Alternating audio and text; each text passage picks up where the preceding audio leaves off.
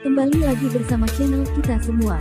Jika Anda suka, jangan lupa komen, like dan subscribe, juga bila Anda berkenan. Aktifin subtitlenya supaya ada tulisan teksnya. Kita langsung ke ceritanya. Perintah Kaisar Naga. Bab 5952-5955. Sublimasi Fundamental. Kitab Suci Api Bumi, teknik terlarang tertinggi, api sejati membakar langit, tubuh berubah menjadi matahari agung. Suara leluhur api bumi bergema di seluruh langit dan bumi, setiap kata membakar seperti api. Leluhur, jangan. Dev berteriak serak, air mata bercampur darah mengalir di wajahnya. Dia tahu apa arti gerakan ini. Itu adalah teknik terlarang tertinggi yang tercatat dalam kitab suci api bumi, yang menghabiskan seluruh kekuatan hidup, jiwa, dan kultivasi penggunanya untuk mendapatkan kekuatan di luar batas mereka untuk waktu yang singkat. Setelah digunakan, penggunanya akan benar-benar musnah, tidak akan pernah terlahir kembali. Tapi sudah terlambat. Tubuh leluhur api bumi mulai meleleh dalam kobaran api putih yang menyala-nyala. Pertama, pakaiannya berubah menjadi abu, lalu kulit, daging, tulangnya.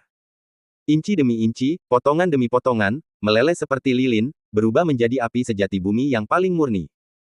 Api sejati itu tidak menyerang musuh, tetapi semuanya melonjak ke arah Dev yang terluka parah. Seperti 100 sungai yang mengalir ke laut, api sejati bumi yang tak terbatas dan tak terhingga membanjiri tubuh Dev, dengan deras menyatu, bertabrakan, dan menyublim dengan kekuatan abadi kekacauan yang tersisa, kekuatan 5 elemen, dan garis keturunan naga emasnya. Nak, teruslah hidup. Suara terakhir leluhur api bumi bergema di benak Dev, lembut dan tenang, namun seberat gunung Tai. Hiduplah dengan baik, Piccolo bagianku. Masa depan paviliun api bumi dipercayakan kepadamu. Suara itu menghilang. Sosok leluhur api bumi lenyap sepenuhnya ke dalam kobaran api putih yang menyala-nyala, bahkan tidak meninggalkan setitik abu pun. Leluhur satu generasi telah gugur. Tubuh dan jiwanya musnah. Dev merasakan kekuatan yang sangat besar melonjak di dalam dirinya. Ini bukan sekadar suntikan kekuatan sederhana, tetapi sebuah sublimasi fundamental. Esensi sejati api bumi, yang terbentuk dari kultivasi kehidupan leluhur api bumi, melonjak seperti arus deras yang paling dahsyat, menghancurkan meridian yang rusak di dalam tubuhnya. Ia membentuk kembali organ internalnya yang rusak dan memperbaiki tulang-tulangnya yang hancur. Lebih penting lagi, kekuatan ini beresonansi secara ajaib dengan kekuatan abadi kekacauan aslinya, kekuatan 5 elemen, dan garis keturunan naga emas. Di dalam dantiannya, bintang primordial, yang hampir hancur, dengan cepat stabil di bawah nutrisi esensi sejati api bumi. Retakan permukaan sembuh dengan kecepatan yang terlihat, dan cahaya bintang berubah dari redup menjadi terang, lalu dari terang menjadi menyilaukan. Emas, cian, biru, merah tua, dan kuning, warna-warna 5 elemen, mengalir di permukaan bintang. Arus kabur dan kacau berputar di dalam bintang. Api sejati bumi berwarna merah tua keemasan membakar di sekitar bintang. Raungan naga yang samar, hampir tak terdengar, berasal dari bagian terdalam bintang, kebangkitan garis darah naga emas. Keempat kekuatan, yang awalnya tidak berhubungan, kini mulai menyatu perlahan namun pasti di bawah mediasi pengorbanan nyawa leluhur api bumi. Dev meraung kesakitan, menatap langit. Ini bukan rasa sakit akibat luka, tetapi rasa sakit akibat gelombang kekuatan, tubuh yang dipaksa berubah bentuk. Ia bisa merasakan setiap sel di tubuhnya terkoyak dan disusun ulang, setiap meridian melebar dan menguat, bahkan jiwanya menjadi lebih padat dan tangguh di bawah dampak ini. Auranya melonjak. Batas tertinggi peringkat keempat alam dewa abadi dengan mudah ditembus seperti kertas. Peringkat kelima alam dewa abadi. Tapi ini belum berakhir. Leluhur api bumi memiliki kultivasi peringkat ketiga alam dewa abadi sejati. Meskipun karena usianya yang sudah lanjut dan vitalitasnya yang menurun, kekuatan sebenarnya yang dapat ia pancarkan kurang dari 30% dari puncaknya, kekuatan itu masih sangat besar bagi Dev, yang seorang dewa abadi. Tingkat kelima alam dewa abadi, tahap tengah, tahap akhir, puncak. Boom! Hambatan lain berhasil ditembus. Pada akhirnya, tingkat kultivasinya stabil di puncak tingkat kelima alam dewa abadi, hanya sehelai rambut lagi dari tingkat keenam. Namun ini hanyalah di permukaannya. Transformasi sejati terletak pada kendalinya atas kekuatan, pada esensi kekuatan yang sepenuhnya baru dan belum pernah terjadi sebelumnya yang dihasilkan oleh perpaduan 4 kekuatan. Dev perlahan berdiri. Luka-lukanya telah lama sembuh, bahkan tidak meninggalkan bekas luka. Di balik pakaiannya yang compang camping, kulit sehalus giok terlihat, permukaannya sedikit berkilauan dengan aliran 4 warna yang bergantian. Ia mengangkat tangan kanannya, dan di samping pola 5 warna di punggung tangannya, muncul pola api merah keemasan. Kedua pola itu saling bertautan, membentuk desain yang mendalam. Pedang penebas naga seolah merasakan perubahan tuannya, mengeluarkan dengungan yang bersemangat, dan secara otomatis terbang kembali ke tangan Dev. Di bilah pedang, aura kabur dan kacau, kekuatan mengalir 5 warna dari 5 elemen, api sejati merah keemasan dari api bumi, dan bayangan samar berbentuk naga emas. Keempat kekuatan itu menyatu sempurna, berubah menjadi aura pedang yang menakutkan, sepanjang 100 kaki dan terjalin dengan 4 warna. Aura pedang itu tetap diam, namun memancarkan tekanan mengerikan yang seolah mengubah tatanan dunia itu sendiri. Di sekitar aura pedang, ruang terus-menerus runtuh dan memperbaiki diri, berputar tanpa henti, seolah-olah bahkan langit dan bumi pun tidak dapat menahan keberadaan kekuatan ini. Iblis Darah Ming. Elias Zan. Suara Dev tenang, sangat tenang. Ia mengangkat matanya, menatap kedua pelaku yang bertanggung jawab atas kematian leluhur api bumi. Matanya tidak menunjukkan amarah, tidak ada kebencian, hanya ketidakpedulian yang acuh tak acuh, seolah memandang rendah semut. Pedang ini adalah perpisahan untuk leluhur. Saat kata-katanya terucap, aura pedang dilepaskan. Seketika aura pedang menyerang, waktu seolah membeku sesaat di seluruh medan perang. Itu bukan ilusi. Kekuatan kacau yang terkandung dalam aura pedang benar-benar memengaruhi aliran waktu di area tersebut. Di mata semua orang, aura pedang 4 warna itu, meskipun tidak terlalu cepat, tiba di hadapan Iblis Darah Ming dan Elias Zan dalam sekejap. Ekspresi Iblis Darah Ming dan Elias Zan berubah drastis pada saat yang bersamaan. Sebagai kultivator kuat di alam dewa abadi sejati, intuisi tempur mereka jauh melampaui orang biasa. Saat mereka melihat aura pedang ini, rasa krisis yang belum pernah terjadi sebelumnya muncul di hati mereka berdua, serangan yang mampu mengancam nyawa mereka. Gabungkan kekuatan untuk menghalangnya. Iblis Darah Ming meraung serak, tak lagi berani menahan diri sedikit pun. Ki Iblis 9 dunia bawah yang hitam pekat melonjak liar dari tubuhnya, mengembun menjadi perisai hitam setebal 3 zang di depannya. Banyak wajah yang kesakitan dan terdistorsi berjuang dan meraung di permukaan perisai, sisa-sisa jiwa yang telah ia telan dan olah, kini diekstraksi secara paksa untuk memperkuat pertahanannya. Elias Zan juga berjuang mati-matian. Ia memuntahkan 3 tegukan esensi vitalnya, yang berubah menjadi 3 rune merah tua di udara, menyatu menjadi Ki Reinkarnasi. Ki Reinkarnasi yang berwarna abu-abu keputihan seketika berubah menjadi merah tua, menjadi lebih kental dan menyeramkan, membentuk 9 lapisan penghalang merah tua di depannya. Setiap penghalang cukup kuat untuk menahan serangan penuh dari Dewa Abadi Sejati tingkat 2. Ke-9 lapisan yang digabungkan berarti bahkan seorang Dewa Abadi Sejati tingkat 3 pun mungkin tidak mampu menembusnya dalam satu serangan. Ini adalah teknik penyelamatan nyawa pamungkas mereka. Boom! Energi pedang menghantam perisai dan penghalang. Tidak ada ledakan dahsyat, tidak ada dampak yang menghancurkan. Hanya ada suara mendesis yang menusuk gigi, seperti pisau panas yang memotong mentega. Di luar dugaan semua orang, energi pedang 4 warna itu menembus perisai hitam Iblis Darah Ming dan memutus penghalang merah darah 9 lapis Elias Zan seolah-olah tidak menemui perlawanan. Perisai hancur, penghalang runtuh. Iblis Darah Ming dan Elias Zan secara bersamaan batuk darah, tubuh mereka terlempar ratusan kaki ke belakang, masing-masing memiliki luka pedang yang dalam dan memperlihatkan tulang. Lengan kiri Iblis Darah Ming terputus di bahu, dada kanan Elias Zan tertusuk, keempat kekuatan itu saling terkait dan mengikis luka, membuat mereka bahkan tidak bisa menghentikan pendarahan. Namun energi pedang juga benar-benar habis. Dev mengerang, memuntahkan seteguk darah lagi. Ia bisa merasakan kekuatan yang disalurkan oleh leluhur api bumi memudar dengan cepat. Ledakan kekuatan di luar batas kemampuannya ini tidak dapat dipertahankan. Serangan pedang ini adalah yang terakhir yang bisa ia lepaskan dalam waktu singkat. Meskipun Iblis Darah Ming dan Elias Zan terluka parah, mereka tidak kehilangan kemampuan bertarung mereka. Dia kelelahan. Benar-benar kelelahan. Elias Zan mencengkeram lubang berdarah di dadanya, kilatan gila di matanya. Bunuh dia. Sekarang. Segera. Keduanya menahan rasa sakit yang menyiksa dan menyerang lagi. Kali ini, mereka bahkan tidak menggunakan kemampuan supranatural apapun. Sebaliknya, mereka hanya mengandalkan kekuatan fisik mereka, bertujuan untuk melenyapkan Dev secepat dan seefisien mungkin. Tapi saat itu juga, busur Raja Dewa. Dengan raungan dari Dev, busur Raja Dewa muncul dari cincin penyimpanannya. Dev tidak ingin mengungkapkan terlalu banyak, karena itu akan menimbulkan masalah, tetapi dalam situasi ini, dia tidak punya pilihan selain menggunakan busur Raja Dewa. Busur itu tidak memancarkan aura yang menekan, namun memancarkan perasaan kuno, seolah-olah selalu ada di sana, telah ada selama langit dan bumi ada. Itu, busur Raja Dewa. Pupil mata Iblis Darah Ming menyempit, suaranya terdistorsi karena sangat terkejut. Apapun busur itu, bunuh dia dulu.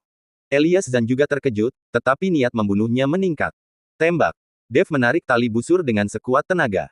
Banyak aliran energi jahat berkumpul di busur Raja Dewa. Dalam pertempuran besar ini, banyak kultivator telah mati, dan energi jahat dari kultivator yang gugur ini telah terkumpul. Sekarang, semuanya diserap oleh busur Raja Dewa, mengembun menjadi anak panah. Bas! Suara getaran tali busur itu seperti raungan dewa, atau guntur keabadian. Waktu membeku sepenuhnya pada saat ini. Ruang membeku sepenuhnya pada saat ini. Semua orang merasakan pikiran, tindakan, dan bahkan detak jantung mereka ditekan secara paksa oleh kekuatan tak terlihat.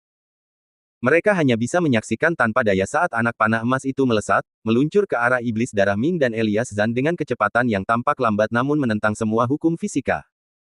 Di tempat anak panah itu lewat, kehampaan hancur sedikit demi sedikit, memperlihatkan kekosongan hitam pekat di baliknya. Celah spasial ini bukanlah kekacauan. Melainkan, seolah-olah dipahat oleh instrumen yang paling presisi, rapi dan halus, memancarkan aura kehancuran yang mengerikan. Wajah iblis darah Ming dan Elias Zhan pucat pasi. Mereka dapat dengan jelas merasakan bahwa anak panah ini telah mengunci esensi jiwa mereka. Kemanapun mereka melarikan diri, kekuatan supernatural apapun yang mereka gunakan, anak panah ini pasti akan mengenai mereka. Inilah hukum busur Raja Dewa, anak panah akan selalu mengunci sasaran, dan mereka yang terkena akan terluka. Tidak ada jalan keluar, tidak mungkin bisa menghindar. Satu-satunya pilihan adalah menahannya. Gabungkan kekuatan untuk melawan. Teriak keduanya dengan suara serak, suara mereka terdistorsi oleh ketakutan. Iblis darah Ming menyalurkan semua energi iblis 9 dunia bawah yang tersisa ke lengannya yang terputus, secara paksa meregenerasi lengan iblis hitam pekat. Lengan itu membentuk segel tangan di depan dadanya, memadat menjadi perisai iblis yang diukir dengan wajah iblis 9 dunia bawah. Elias dan bahkan lebih kejam, langsung menggigit dan menghancurkan 3 gigi jiwa kelahirannya. Ini adalah elemen dasar yang telah ia padatkan di dalam jiwanya selama kultivasi teknik reinkarnasi, masing-masing mengandung kekuatan jiwa yang sangat besar. Gigi jiwa itu meledak, kekuatan jiwa murni menyatu dengan energi reinkarnasi, membentuk dinding jiwa abu hitam setebal 10 zang di depannya. Perisai iblis dan dinding jiwa saling tumpang tindih, memancarkan aura pertahanan yang menyesakan. Namun, itu sia-sia. Anak panah emas tiba. Swiss. Suaranya ringan dan cepat berlalu. Seperti pisau panas menembus mentega, atau setetes air yang jatuh ke danau. Anak panah emas itu tidak menemui perlawanan, dengan mudah menembus perisai iblis dan dinding jiwa, lalu, menembus tepat di tengah tubuh iblis darah Ming dan Elias Zhan. Puff! Puff! Kedua pria itu secara bersamaan memuntahkan seteguk darah hitam bercampur dengan serpihan organ dalam. Masing-masing memiliki lubang sebesar mangkuk di dada mereka. Tepi luka rapi dan halus, seolah-olah dipotong dengan alat yang paling presisi. Yang lebih mengerikan adalah tidak ada darah yang menyembur dari luka. Sebaliknya, luka itu menunjukkan keadaan, kekosongan, yang aneh. Daging, tulang, dan bahkan ruang itu sendiri telah sepenuhnya lenyap oleh kekuatan yang dibawa oleh panah tersebut. Iblis darah Ming menatap lubang di dadanya, pupil matanya yang gelap dipenuhi rasa tak percaya. Ia dapat merasakan bahwa fondasi dari 9 seni iblis dunia bawahnya telah rusak parah oleh anak panah ini setidaknya 50%. Tanpa ratusan tahun kultivasi yang berat, sama sekali tidak ada kemungkinan untuk pulih. Yang lebih mengerikan adalah kekuatan ilahi yang tersisa di luka tersebut terus-menerus mengikis kekuatan hidupnya, mencegah luka tersebut sembuh. Elias Zhan berada dalam keadaan yang sama menyedihkannya. Ki reinkarnasi secara inheren memiliki keabadian. Luka biasa akan sembuh seketika. Namun sekarang, lubang berdarah di dadanya tidak menunjukkan tanda-tanda penyembuhan. Sebaliknya, lubang itu terus melebar. Itulah hukum yang melanggar hukum yang terkandung dalam anak panah busur Raja Dewa, yang secara paksa menghancurkan fondasi reinkarnasinya. Meskipun tidak mati, panah ini telah sepenuhnya membuat mereka tak berdaya. Untuk waktu yang singkat, apalagi terus bertarung, bahkan mempertahankan kesadaran pun akan sulit. Anak panah itu melanjutkan lintasannya menuju cakrawala yang jauh, akhirnya menghilang ke dalam kehampaan, hanya meninggalkan celah spasial yang bertahan lama. Medan perang jatuh ke dalam keheningan total. Keheningan total. Semua orang memandang Dev, pada busur Raja Dewa di tangannya, cahaya keemasannya perlahan meredup hingga akhirnya kembali ke penampilan kunonya. Mereka menatap kedua master alam dewa abadi sejati, dada mereka tertembus, aura mereka benar-benar habis. Melihat ini, sebuah anak panah dahsyat yang telah membalikkan jalannya pertempuran. Setelah hening sejenak, faksi Istana Dao Jahat adalah yang pertama bereaksi. Pemimpin istana terluka parah. Mundur! Mundur! Seorang tetua berjubah hitam berteriak serak, suaranya terdistorsi karena ketakutan. Leluhur! Lindungi leluhur dan bawa dia keluar dari sini. 9 murid Istana Dunia Bawah juga panik, bergegas menuju tempat jatuhnya iblis darah Ming. Pasukan sekutu benar-benar runtuh. Setelah menyaksikan kedua pemimpin mereka terluka parah oleh anak panah, para kultivator yang sudah kehilangan semangat ini telah kehilangan semua keinginan untuk bertarung. Mereka melarikan diri seperti anjing liar, dengan panik meninggalkan medan perang. Banyak yang bahkan saling menyerang, berebut jalan keluar, pemandangan menjadi sangat kacau. Pasukan sekutu ingin mengejar, tetapi Dev menggunakan kekuatan terakhirnya untuk berteriak dengan suara serak, "Jangan kejar, kita, mundur juga." Dia sangat memahami situasi ini. Busur Raja Dewa, meskipun kuat, kini dipaksa untuk diaktifkan, dan dampaknya jauh melampaui perkiraannya. Saat ini, dia merasa tangan kanannya benar-benar mati rasa, jari-jarinya tidak dapat ditekuk, kerusakan pada meridiannya disebabkan oleh hentakan busur. Bintang primordial di dantiannya kembali redup, dan retakan baru bahkan muncul di permukaannya. Yang lebih serius adalah terkurasnya jiwa ilahinya. Mengaktifkan busur Raja Dewa membutuhkan energi yang sangat besar. Jiwa ilahinya kini selemah seolah-olah telah dikosongkan, bahkan berjuang untuk mempertahankan kesadaran dasar. Penglihatannya kabur, telinganya berdengung tanpa henti, dan dia bisa pingsan kapan saja. Adapun aliansi, kerugiannya terlalu besar. Leluhur api bumi telah gugur, orang suci Xuanwei juga tewas dalam pertempuran, 3 tetua sekte 5 elemen terluka parah, dan 2 lainnya terluka ringan. Paviliun pedang surgawi telah kehilangan 2 tetua pedang dan puluhan murid elit. Lebih dari setengah binatang buas dari lembah 10.000 binatang telah terbunuh atau terluka, dan 30% penjinak binatang telah binasa. Jika pertempuran berlanjut, bahkan jika mereka berhasil memusnahkan musuh yang tersisa, pihak mereka sendiri akan sangat berkurang. Pada titik itu, apalagi melancarkan serangan balik terhadap Istana Dao Jahat, bahkan mempertahankan diri pun akan menjadi masalah.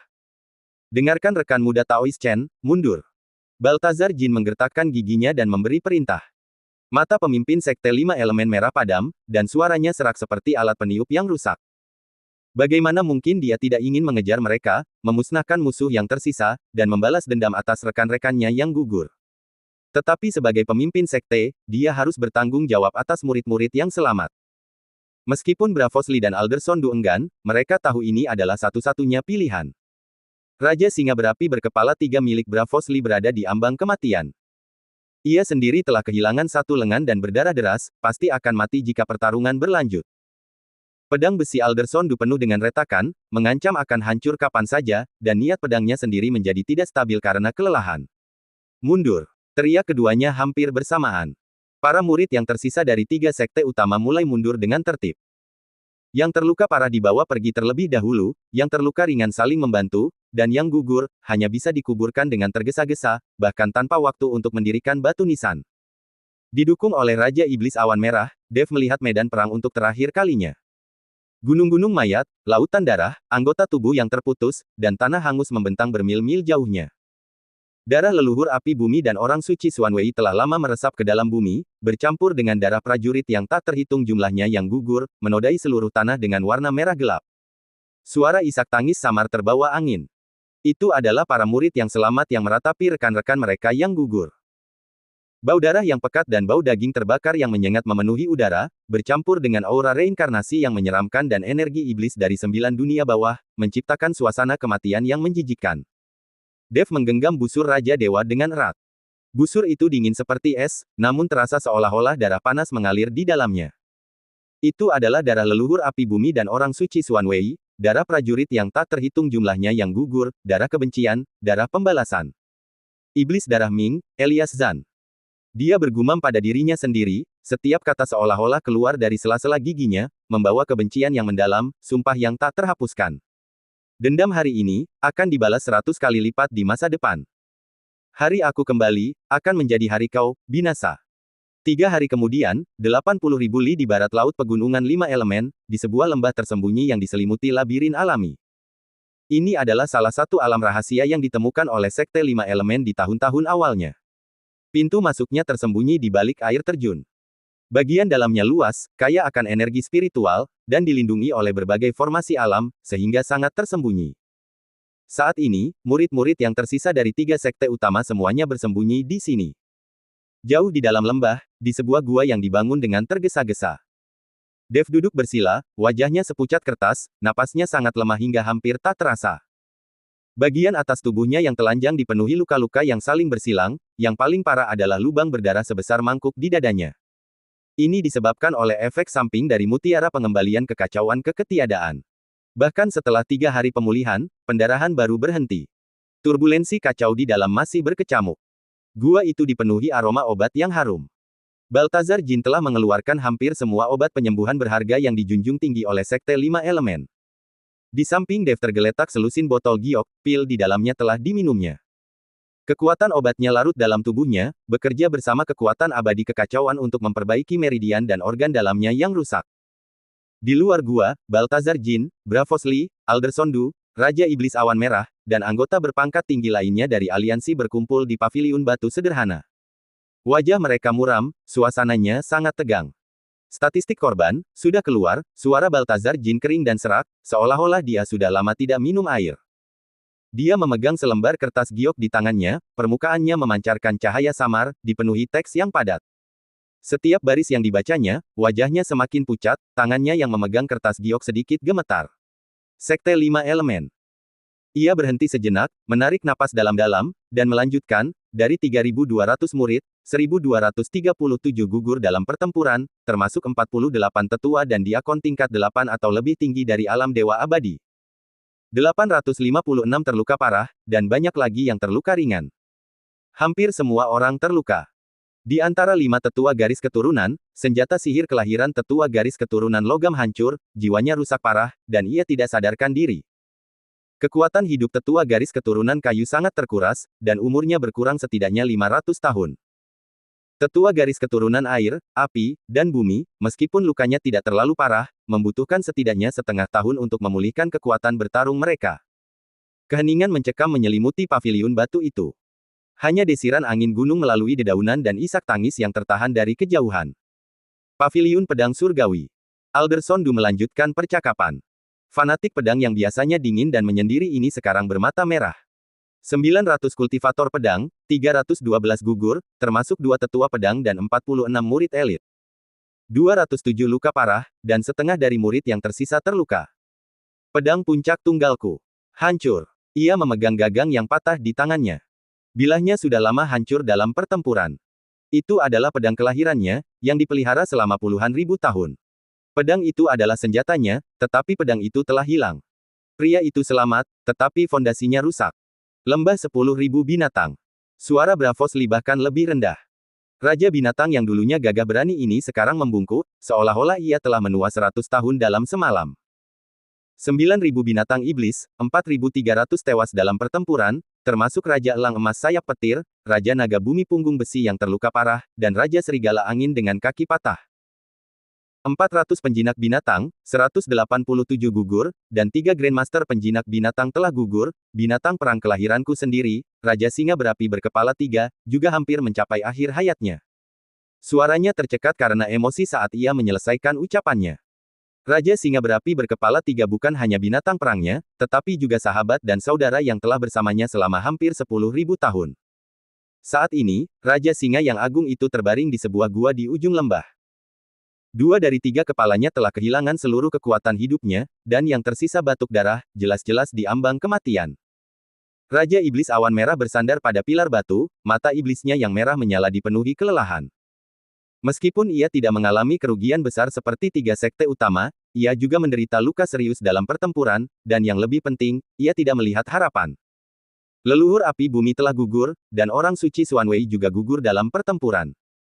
Baltazar Jin bergumam, ditambah dengan murid-murid Sekte Pedang Biru, para tetua Sekte 5 Elemen, dan Grandmaster Lembah 10.000 binatang yang gugur sebelumnya.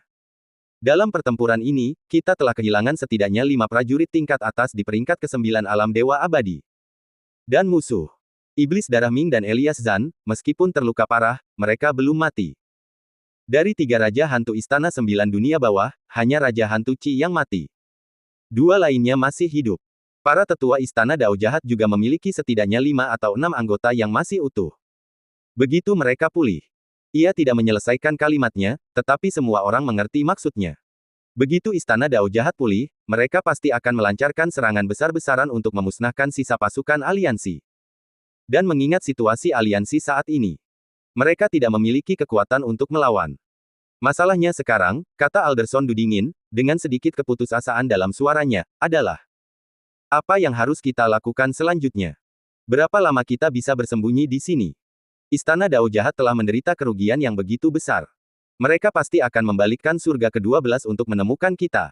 Ketika mereka datang menyerang, saat itulah kehancuran total kita. Keheningan menyelimuti paviliun batu untuk ketiga kalinya. Keheningan ini lebih mencekam, lebih putus asa. Setelah sekian lama, Baltazar Jin perlahan berbicara, suaranya dipenuhi dengan kelelahan yang pasrah, satu-satunya pilihan sekarang, adalah bersembunyi. Bersembunyi. Bravos Li tersenyum getir, berapa lama kita bisa bersembunyi? Sebulan, 3 bulan, atau setahun. Kita akan bersembunyi selama kita bisa. Baltazar Jin menutup matanya, setidaknya, kita harus menunggu rekan muda Chen pulih. Dia adalah satu-satunya harapan kita.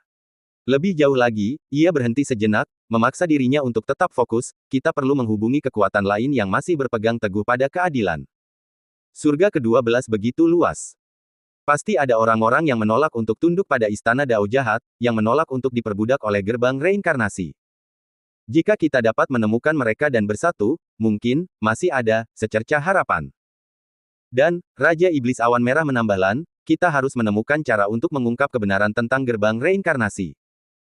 Selama semakin banyak orang yang tahu bahwa itu adalah jebakan, bahwa apa yang disebut keabadian itu tidak lebih dari mengubah manusia hidup menjadi boneka, kekuatan istana Dao Jahat akan runtuh dari dalam. Lebih mudah diucapkan daripada dilakukan. Alderson Du mencibir, setelah pertempuran ini, berita tentang berkat penguasa reinkarnasi dan terobosan kolektif puluhan ribu kultivator mungkin telah menyebar ke setiap sudut surga ke-12. Sekarang semua orang percaya istana Dao Jahat adalah yang terpilih, pengendali gerbang keabadian. Siapa yang masih akan percaya kata-kata para pecundang seperti kita?